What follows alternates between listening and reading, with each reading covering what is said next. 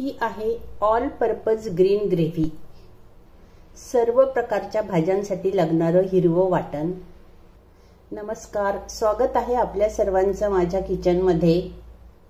आज आपण बनवत आहोत हिरवं वाटण। हे वाटण वापरून तुम्ही सर्व प्रकारच्या व्हेज आणि नॉनव्हेजच्या भाज्या, सुक्या भाज्या, रस्स्याच्या भाज्या आणि उसळला सुद्धा हे वाटण तुम्ही वापरू शकता। हे वाटण जर बनवून ठेवलं तर रोज रोज मसाला बनवायची गरज नाहीये। हे वाटण फ्रीज मध्ये 15 दिवस आणि फ्रीजर मध्ये 3 महिने चांगलं राहतं। हे वाटण तयार असेल तर कुठलीही भाजी फक्त 5 मिनिटांमध्ये तयार होते। आणि समजा तुम्हाला जर अंडा करी करायची असेल तर अगदी सोपं, कढईमध्ये तेल टाका, एक कांदा चिरून टाका किंवा मिक्सर मध्ये फिरवून घ्या, थोडंसं वाटण टाका, उकडलेले अंडे टाका, अंडा करी तयार। आपण सुद्धा हे वाटण बनवून ठेवा आणि आपला वेळ वाचवा। आणि जर माझी रेसिपी आपल्याला आवडली तर माझ्या व्हिडिओला लाईक आणि चॅनलला सबस्क्राइब केलं नसेल तर सबस्क्राइब करा। चला बनवू ऑल पर्पज ग्रीन ग्रेव्ही। ही घेतली आहे मी अर्धी जोडी कोथिंबीर, फ्रेश कोथिंबीर अगदी स्वच्छ धुवून घेतली।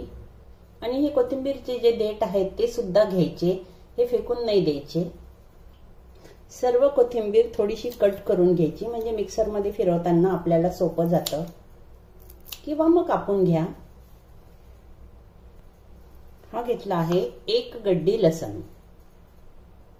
अद्रक घ्यायचे, थोडा मोठा पीस होता त्याचे मी तुकडे करून घेतले।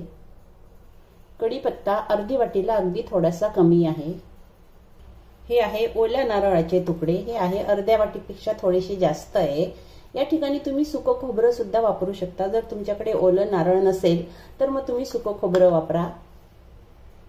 मीडियम साईजचे 2 टोमॅटो हे मी चिरून घेतले। टोमॅटो ऑप्शनल आहे, पण खूप सोपं पडतं जर आपण टोमॅटो पण ग्रेव्ही मध्ये टाकलं तर आपल्याला बनवताना अगदी झटपट होतं। 8 हिरव्या मिरच्या घेतल्या मी। या मिरच्या खूपच तिखट आहे त्याच्यामुळे मी 8 घेतल्या। आणि जर तुमच्याकडच्या मिरच्या जर तिखट नसेल तर तुम्ही 10 सुद्धा घेऊ शकता। मिक्सरच्या भांड्यामध्ये सर्वात आधी खोबरं फिरवून घ्यायचं। खोबरं फिरवताना सेपरेट खोबरं फिरवायचं। अर्थातच हे ओलं नारळ आहे म्हणजे ओलं खोबरं। यातच टाकते मी 1 टीस्पून जिरे।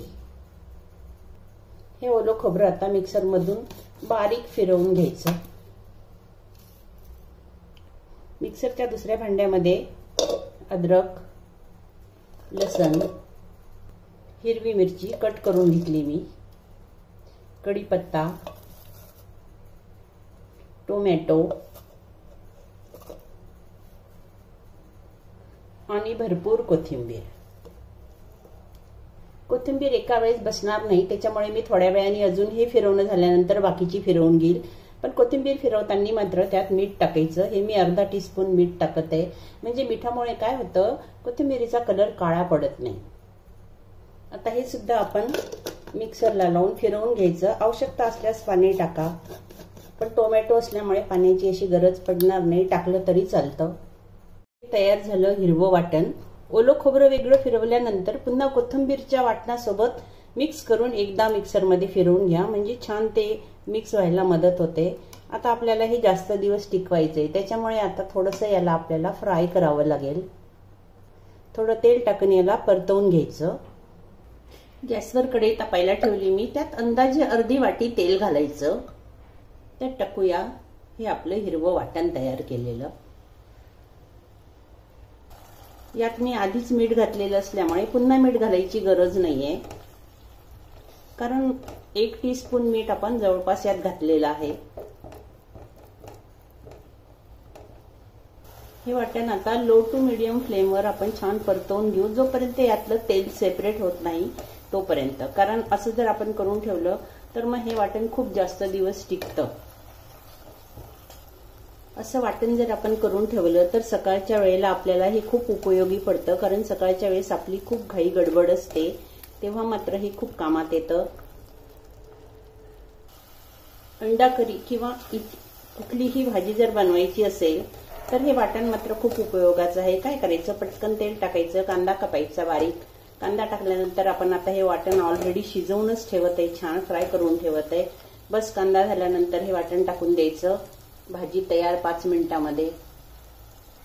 उसळ बनवताना सुद्धा हीच पद्धत वापरायची, कडधान्याची उसळ। आता याला छान तेल सुटलं, बघू शकाल आपण। म्हणजे हे वाटण आता आपलं तयार आहे, होत आलं। कच्चेपणा यातला घालवायचा फक्त, आणि तेल सुटलं म्हणजे ओळखूनच घ्यायचं की हे होत आलं म्हणून। याला व्यवस्थित थंड करायचं। गॅस बंद करून आता याला मी थोड्या वेळ थंड होऊ देते। तयार झालं आपलं हिरवं वाटण। हे वाटण फ्रीजमध्ये 15 दिवस आणि फ्रीजरमध्ये 3 महिने चांगलं राहतं। पण फ्रीजरमध्ये जर तुम्हाला ठेवायचं असेल तर तुम्ही काचेच्या बरणीमध्ये नका ठेवू, प्लास्टिकच्या बरणीमध्ये ठेवा। कारण फ्रीजरमध्ये आपल्याला माहीतच आहे काच फुटून जाते। आणि फ्रीजमध्ये ठेवायचं असेल तर चालेल, तुम्ही काचेच्या बाटलीमध्ये किंवा काचेच्या बरणीमध्ये हे भरून ठेवा। 15 दिवस आरामात छान राहील, लागेल तेव्हा पटकन वापरता येतं।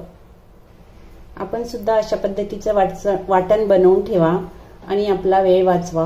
पुन्हा भेटूया अशाच एक छानशा रेसिपीसह। तोपर्यंत धन्यवाद।